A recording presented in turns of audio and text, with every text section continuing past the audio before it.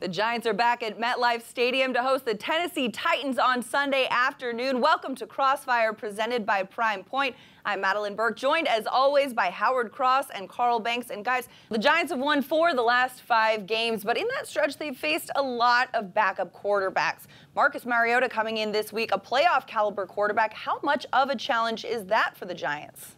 Well, you don't discount the wins against bad quarterbacks, but clearly this is a step up in ability, if you will. So this will be somewhat of a challenge.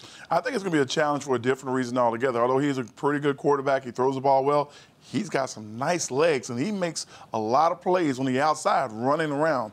Well, a mobile offense has always bedeviled this defense, so they will have to go to work on that.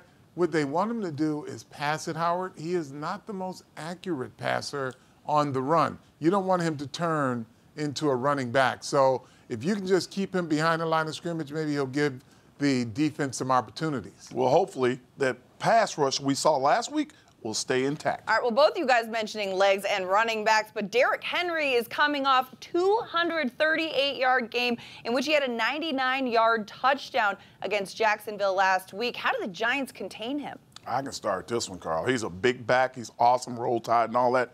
But if you stop him before he gets started, you won't see a lot from Derrick Henry. Well, that's the hope that they can, because Jacksonville, though they have been playing well, they were a pretty stout defensive front. They couldn't stop him before he got started. So this is just going to be, it won't be one of those easier said than done. They're going to have to do it as they say they want to do it. Well, I'll tell you one other thing that will help is the rally. I saw Jacksonville trying to tackle his big back one-on-one going down the field. You need 2, 3, 4 guys rallying to the ball always to get a big guy down. And the good news is the Giants are now getting off blocks and running to the football. The defense will have their hands full for sure. But as we mentioned earlier in the show, Alec Ogletree, he's had 5 interceptions this season, so much so he joked earlier this week he could play on offense. But really, if there was a guy on this team to switch sides of the ball, who would it be and what position would he play? Carl?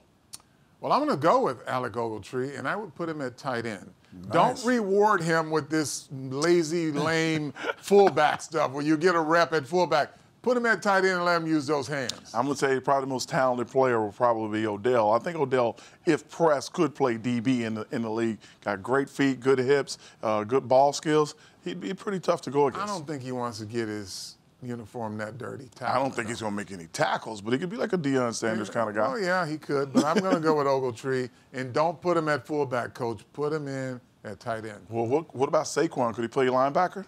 No. No. Not even middle backer? No. Okay. All right, if you say so. Well, he probably could, but I don't know how good he'd do it. All right. Well, Coach Shermer joked that Alec Ogletree could play some tight end, and we've already seen Odell play some quarterback and wide receiver, so maybe DB is in his future as well. But who do you think won this week's Crossfire? Follow @Giants on Twitter to vote for Howard Cross or Carl Banks.